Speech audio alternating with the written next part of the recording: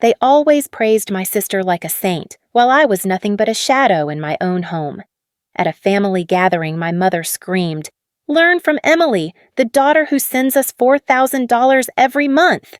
My chest tightened because that money had always been mine.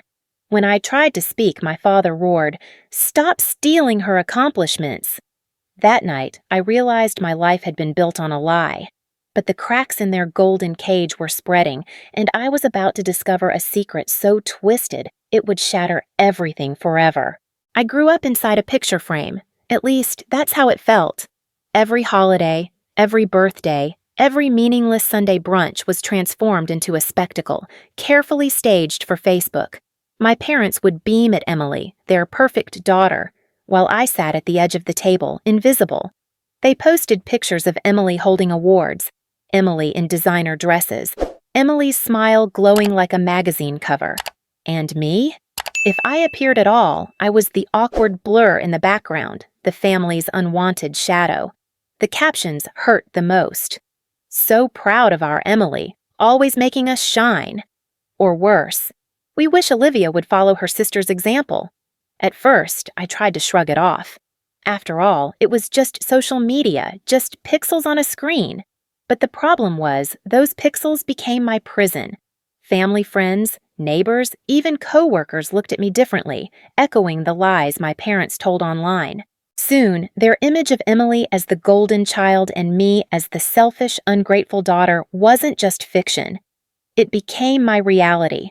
At family dinners, my father would hold up his glass and toast Emily's success. "Here's to our pride and joy," he'd say, smiling at her as if the rest of us didn't exist. Then his eyes would slide toward me, cold and sharp, and he'd add, "Maybe Olivia will learn something one day." I always swallowed my words, pushing them down into the pit of my stomach where resentment grew like poison. One night, as I cleaned up after another dinner where Emily was celebrated for accomplishments I wasn't even sure were real, I noticed a piece of paper sticking out from the stack of mail on the counter. A bank receipt. My name was printed at the top. It showed a transfer of $4,000 to my parents' account. My hand shook as I stared at it. I didn't remember authorizing it. In fact, I didn't even remember the last time I had touched that account. My pulse raced. Had I sent the money? Or had someone else? I slipped the receipt into my pocket before anyone could see me holding it. My mother was in the living room, laughing at something Emily had said. I forced a smile as I walked past them, but inside I was drowning in questions. If I was the one sending money, why didn't they acknowledge it? And if I wasn't, why was my name on the receipt? When I finally found the courage to confront my parents the next day, my mother's smile froze, sharp as glass. "You're imagining things, Olivia. You've always been so dramatic." My father leaned back in his chair, arms crossed. "We don't have time for your fantasies. Emily has been the one supporting us, not you. Stop trying to steal her credit." Their words hit me like a slap. It wasn't just denial, it was gaslighting. Every attempt I made to defend myself twisted into another accusation. "Why would your name be there then?" I asked. My father's laugh was bitter. "Because you're delusional. That's why." My mother leaned in close, her voice low and sweet, the way she used to soothe me as a child. "Olivia, we love you, but you really need to stop embarrassing yourself. Trust us. Emily is the one who sacrifices for this family." Her gentleness cut deeper than her cruelty. It reminded me of a night long ago when I was maybe 7 or 8. I had woken up from a nightmare, shaking and crying. My mother came to my bed, stroking my hair, whispering, "I've got you, baby. I'll always protect you." For years, I clung to that memory as proof that she loved me. Now, hearing her voice coded in the same softness, I realized the truth. Her tenderness was nothing but a tool. She used it when she wanted something, when she needed me pliant. I walked away that night with my chest tight, the receipt burning in my pocket like a secret no one wanted me to know. My parents' words echoed in my mind, mixing with my own doubts. Was I truly imagining things? Was I so desperate for their approval that I had started creating lies to feel important? The more I thought about it, the more I questioned my own sanity. But then came the breaking point. A week later, while scrolling through my sister's social media, I noticed something strange. For someone who was supposedly sending thousands every month to support our parents, Emily's posts told another story. She was constantly out shopping, dining at expensive restaurants, posing with handbags that cost more than my rent.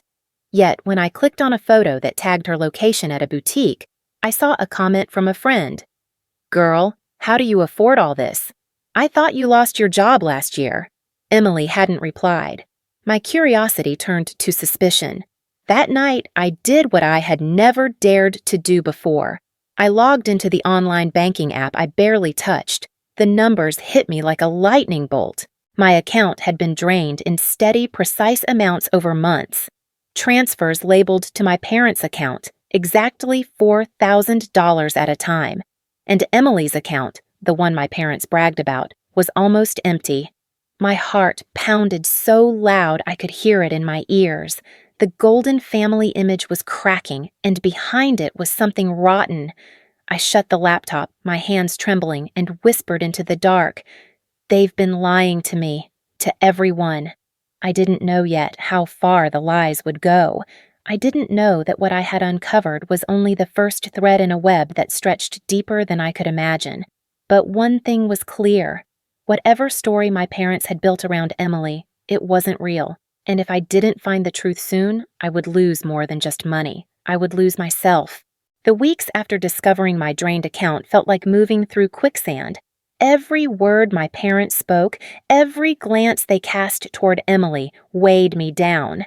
They didn't just favor her, they weaponized her against me. At breakfast, my father would say, "Look at Emily, always so responsible, so thoughtful. Why can't you be more like her?" My mother chimed in with sweet venom. "She never causes us problems, unlike you, Olivia." Their words slipped into my skin like splinters, sharp and impossible to ignore. It didn't stop at home. On Facebook, my parents continued their campaign. Photos of Emily at dinners, Emily working hard in an office she didn't even go to anymore. Emily with captions like, "So proud of our angel who sacrifices everything for us." The comments poured in. "What a blessing to have a daughter like her. Emily is a role model." And then, buried among the praise, the comments that felt like knives. "Not like Olivia. She's always been the disappointment." I wanted to scream the truth, to tell the world it was me who had been paying, me who had been keeping the family afloat. But each time I tried to speak, doubt wrapped around me like chains. What if no one believed me? What if my parents were right, and I was imagining things? So instead, I buried the anger and tried harder. I worked late hours, took on extra projects, sent groceries home unasked. Maybe, just maybe, if I did enough, they would finally see me. But the harder I worked, the sharper the comparisons became. My mother would lean over at family gatherings, whispering loudly enough for everyone to hear, "You should take notes from your sister, Olivia. She sacrifices for us without complaint." My father nodded solemnly. "One day, you'll understand what responsibility looks like." I felt my face burn as relatives chuckled politely. No one defended me. Not once. Then came the moment that shattered the fragile hope I was clinging to. At a family barbecue, with cousins and neighbors gathered in the backyard, my father raised his glass. "We are so blessed," he declared, voice booming. "Emily has been helping us so much. Without her, we'd be drowning. But Olivia? Well, poor Olivia is still struggling. She owes thousands, you know, because she can't manage her own life." The laughter that followed crushed me. I couldn't breathe. My hands shook as I set down my plate, uneaten food turning to ash in my mouth. They weren't just lying to me anymore. They were rewriting my story in front of an audience, and everyone was nodding along. I slipped away, unnoticed, my throat raw with unshed tears. That night, sitting in my car in the driveway, the dam finally broke. I gripped the steering wheel until my knuckles whitened, sobbing so hard I thought my chest might cave in. My reflection in the rear-view mirror was unrecognizable. Red eyes, hollow cheeks, a ghost of a woman. Why me? I whispered into the darkness. What did I do to deserve this? The only answer was silence. Days blurred together after that. I went through the motions, work, home, endless tension. But inside, something cracked. One evening, unable to hold the chaos in my head any longer, I opened a blank notebook. My pen scratched furiously across the page as I spilled every thought I was too afraid to say out loud. Maybe it is my fault. Maybe I'm broken. Maybe that's why they treat me this way. The words bled like wounds, raw and ugly. And yet, writing them gave me a strange sense of release, as if the pages could carry the weight I no longer could. Still, no matter how much I tried to blame myself, the truth kept clawing back. The receipt, the empty account. Emily's strange silence whenever money was mentioned. Late at night, I would lie awake, staring at the ceiling, torn between guilt and suspicion. Part of me wanted to believe I was the problem. It was easier than facing the possibility that my entire family had built their love on lies. Then, one afternoon, as I sat at my desk at work, an email notification appeared on my screen. My heart skipped when I saw the sender, First National Bank. The subject line read, "Signature Verification Alert." My palms grew clammy as I clicked it open. Attached was a scanned document, a transfer authorization form. My name was signed at the bottom in bold, looping letters. Only, it wasn't my handwriting. I stared at it until the room spun.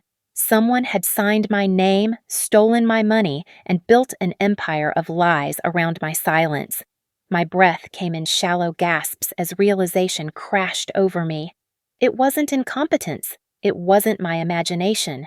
My parents weren't just favoring Emily. They were actively erasing me, rewriting my life, and using me as their scapegoat. The golden cage I had been trapped in was no longer just cracked. It was poisoned, its bars dripping with betrayal.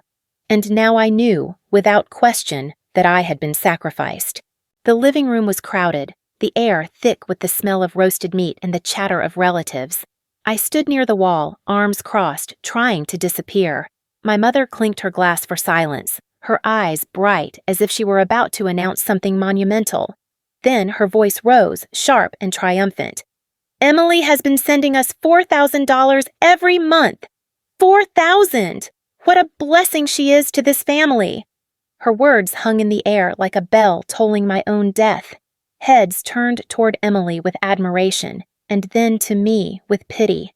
My stomach twisted, bile rising in my throat. I opened my mouth, my voice trembling. "That's not true. I'm the one—" "Enough!" my father thundered, slamming his hand against the table. His face reddened, veins bulging at his temple. "Don't you dare steal your sister's accomplishments. You've done nothing for us, Olivia. Nothing. Stop humiliating yourself." A silence followed, thick and suffocating. I looked at Emily, hoping, begging for her to correct them, to tell the truth. But she stared at her plate, lips pressed tight, refusing to meet my eyes. That silence cut deeper than my father's roar. In that moment, as I stood shaking before a room full of relatives who believed I was nothing but a parasite, something inside me broke. I had always hoped, despite everything, that deep down my parents loved me, that Emily might one day stand beside me. But watching her shrink away while my parents shredded me in front of everyone, I knew. I wasn't their daughter. I was their scapegoat, their sacrifice. The words echoed in my head like a funeral bell. "I don't belong here. I never did." Applause broke out for Emily, glasses clinking, laughter filling the air. I staggered backward, my chest aching, the room spinning. My hands shook so violently I nearly dropped my phone. I just wanted to get out, to breathe, to disappear. As I stumbled toward the door, my phone buzzed in my hand. A new message. Unknown number. 5 words that froze my steps. I know the truth. I stared at the screen, my breath shallow. Who could it be? What truth did they mean? My fingers trembled as I clutched the phone, the words searing into my skin. That night, lying in bed, the message haunted me. Was it some cruel joke? A wrong number? Or was there someone out there who actually knew what my parents were doing to me? I wanted to reply, to demand answers, but fear held me back. What if it was my parents? What if it was a trap? The following days dragged like an endless winter. My parents ignored me unless it was to criticize. Emily avoided my eyes, and the relatives who had been at the gathering spread whispers like wildfire. On social media, subtle posts painted me as the selfish sister, the ungrateful child. Friends I had known for years began to distance themselves, their messages curt and infrequent. My world shrank until all I had left was work, sleep, and the crushing silence of my apartment. One evening, I sat on the bathroom floor, knees pulled to my chest, staring at a bottle of pills on the counter. The thought of ending it all crept into my mind like a shadow whispering promises of peace. If I disappear, maybe the lies will stop. Maybe they'll finally realize what they've done. My hands shook as I reached for the bottle, but something inside me recoiled. Tears blurred my vision as I shoved it away, curling into myself, wishing someone, anyone, would care enough to stop me. Days later, I found myself in the park, sitting on a bench beneath a tree stripped bare by winter. Children laughed as they chased each other across the grass, their parents watching with easy affection. I closed my eyes, imagining what it must feel like to be held, to be cherished without condition. A memory surfaced. Me at 5 years old, handing my mother a drawing of our family. She had smiled politely, then tucked it into a drawer, forgotten.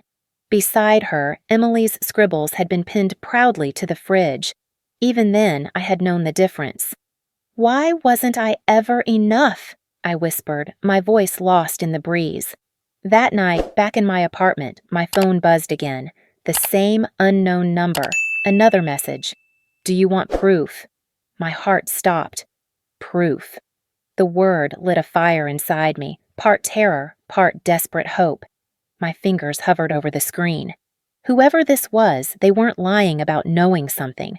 My parents had rewritten my life, turned me into their villain, their scapegoat. And now, maybe, there was someone out there who could show me the cracks in their story. I didn't reply, not yet, but for the first time in weeks, I felt something stir inside me that wasn't despair. It was the faintest spark of defiance, whispering that maybe I wasn't as alone as I thought. The second message came with a name. "I work at First National. I've seen the transfers. Your parents have been signing your name for months." My phone slipped from my hand, landing on the bed with a dull thud. My chest tightened, breath caught between disbelief and rage. It wasn't paranoia. It wasn't my imagination. They had stolen from me again and again and used the theft to crown Emily their saint. For a moment, I wanted to storm into their house, slam the receipts on the table, and scream until the walls shook. My fists clenched, nails digging crescents into my palms. But another voice, quiet yet sharp, cut through the fire. "Not yet. If you explode now, they'll twist it like always. They'll win." I turned my gaze toward the invisible audience in my mind, the silent witnesses who had followed my suffering. "Don't scream yet," I whispered, half to myself, half to them. "I want to. God, I want to. But if I do it now, they'll win." So I stayed silent, but inside, something shifted. Rage had replaced despair. My tears had dried into salt. My weakness burned into steel. I wasn't just the scapegoat anymore. I was the storm they didn't see coming. Days turned into weeks as I played the part of the quiet, dutiful daughter, all while digging into every shadow they thought would hide their crimes. I went back through old mail, old files, old drawers no one bothered to lock. That was when I found it, an envelope shoved behind utility bills in a kitchen drawer. My hands shook as I pulled it free. Inside was a contract with my name on it, pages thick with legal jargon. At the bottom, my signature sprawled in bold ink. Except it wasn't mine. It never had been. The realization hit me like a blow. They hadn't just stolen my money. They had bound me to debts I never agreed to. My parents had built their golden image on my forged name. My pulse thundered in my ears as I pressed the papers to my chest. "You've caged me with lies," I thought. "But cages can be broken." I photocopied everything. Every receipt, every forged form, every bank transfer. My apartment soon looked like an evidence room, papers stacked in neat folders, labels scrawled in black marker. At night, I spread them out across the floor, connecting the dots until the full picture emerged. Years of theft, deception, manipulation. Still, I knew evidence wasn't enough. I needed strength too. I reached out to a lawyer, explaining in halting words what I'd discovered. To my relief, he didn't laugh. He nodded slowly, eyes sharp, and said, "You have a case." For the first time in months, I felt the ground solid beneath my feet. I told two of my closest friends, voices trembling as I revealed everything. Instead of doubting me, they pulled me into their arms. "You're not crazy," one whispered. "You've been surviving hell." Their belief steadied me more than any legal advice could. And so the plan took shape. I would not scream. I would not break. I would gather, prepare, and wait for the stage they loved most, the family gathering. They wanted an audience? Fine. I'd give them one. But this time, the story wouldn't be theirs. Still, even in my fury, grief lingered. One night, as I sat among the papers scattered like ashes across my living room, the tears finally came. Not the desperate, hopeless sobs of before, but something different.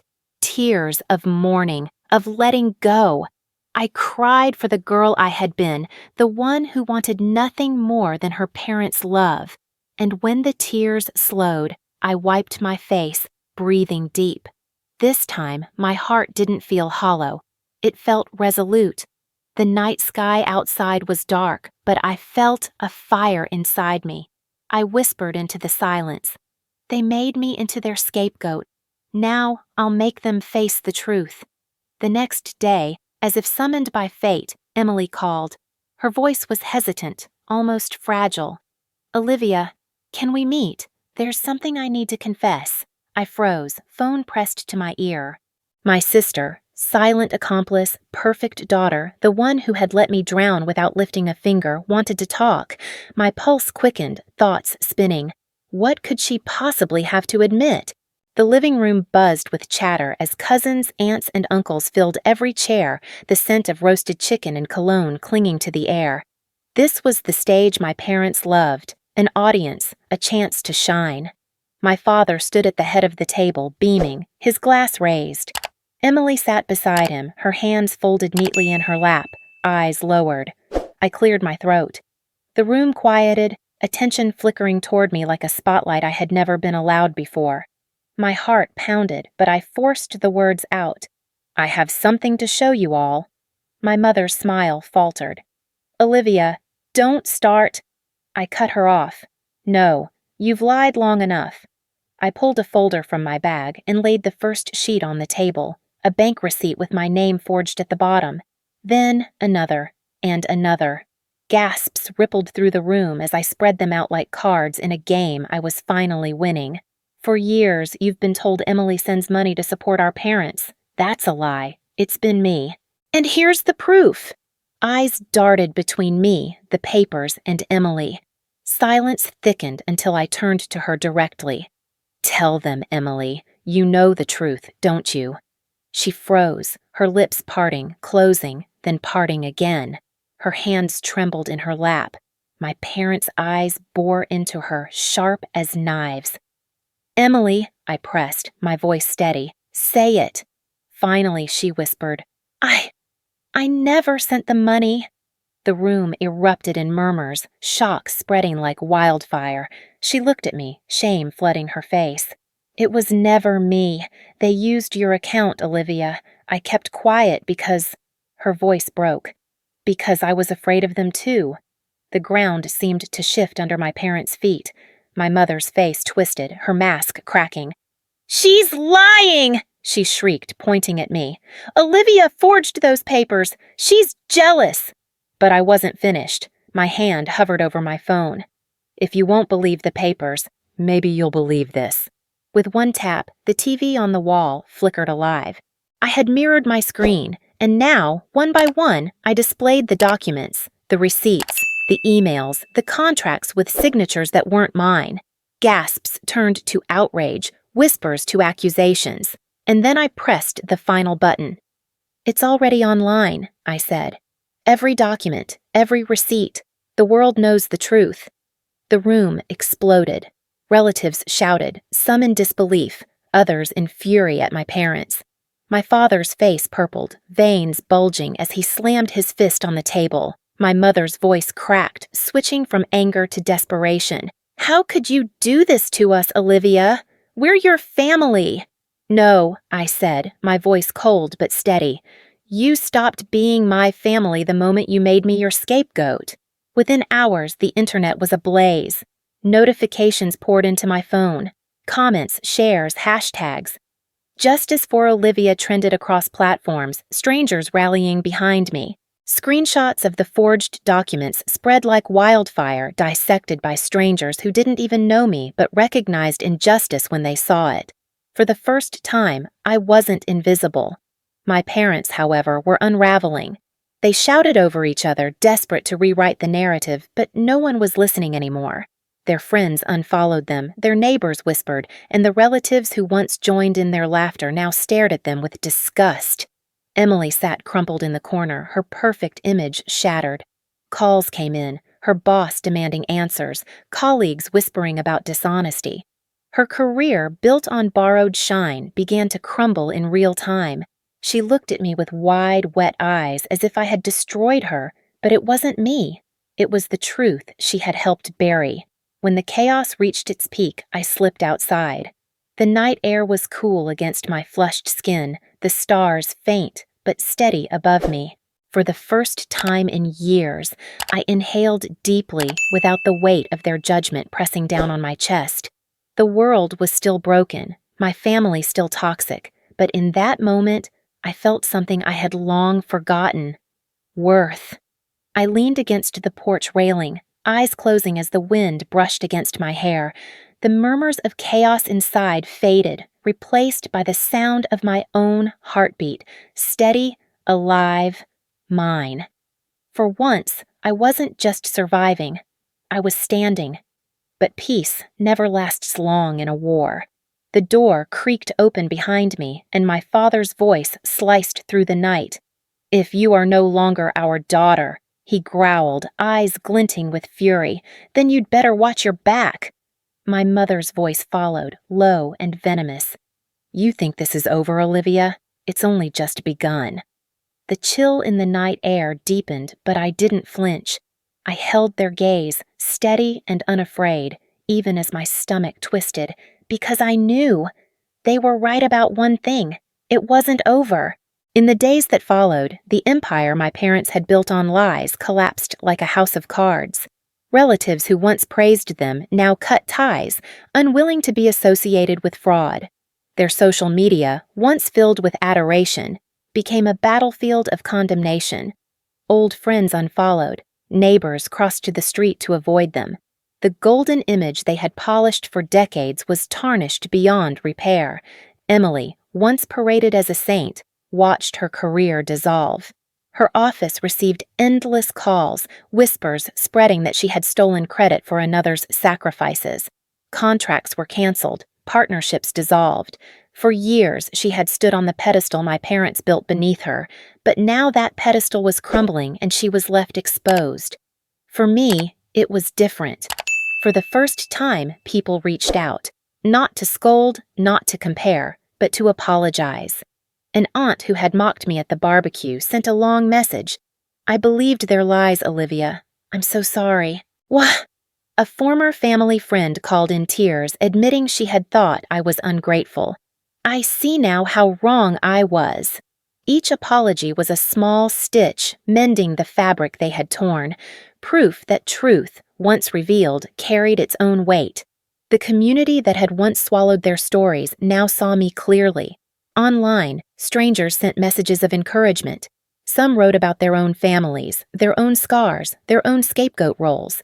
For the first time, my pain felt less isolating. I wasn't alone. Then came another message, the same anonymous number that had first opened my eyes. My breath caught as I read it. "They will pay more than this. I have more documents." I stared at the screen, heart pounding. More? What else could there be? Contracts? Loans? Hidden debts? The message burned in my mind, promising that the web of lies was even deeper than I had imagined. But I didn't respond. Not yet. For now, I had enough. Enough to breathe. Enough to live. Weeks later, I packed a small suitcase. My parents' house loomed in the distance, its walls heavy with memories I no longer carried. I didn't say goodbye. I didn't need to. Instead, I drove toward something new, toward a life unshackled. I built my chosen family slowly. Friends who stayed when the truth came out became my anchors. A colleague invited me into her circle, where laughter wasn't barbed and kindness wasn't conditional. I began to see what love looked like when it wasn't a weapon. It was messy and imperfect, but it was real. Nights grew quieter, no longer filled with the echoes of accusations. Instead, I wrote. At first, only scattered sentences, fragments of memories I was afraid to face. But over time, the pages filled, not with the cries of a desperate daughter, but with the voice of a survivor. My pen carved out not just pain, but healing. Each word stitched me back together, each chapter reclaiming what had been stolen. Sometimes I paused, tears blurring the ink.